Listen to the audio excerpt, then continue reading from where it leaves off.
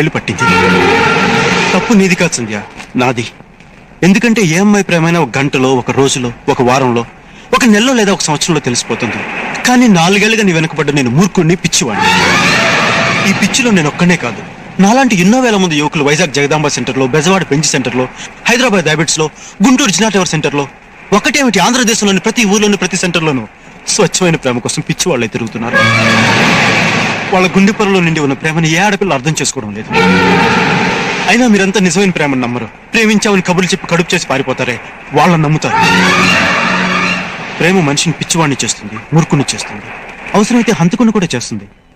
కానీ అదే ప్రేమ పిచ్చివాళ్ళ తిరుగుతున్న నన్ను ఓ మనిషిని చేసింది.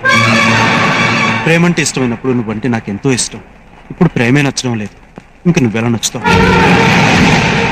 ప్రేమ కావాలి కావాలి అని వెంటపడ్డప్పుడు ప్రేమ దొరకదు. వద్దని పారిపోతుంటే అది మనల్ని వెతుక్కుంటూ వస్తుంది.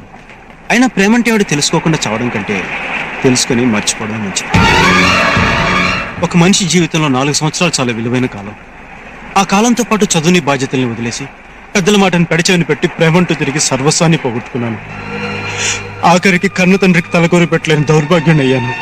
ఇవన్నీ కోల్పోతుంది కానీ ప్రేమ నన్ను వెతుక్కుంటూ రాదంటే అలాంటి ప్రేమ నాకు అక్కర్లేదు.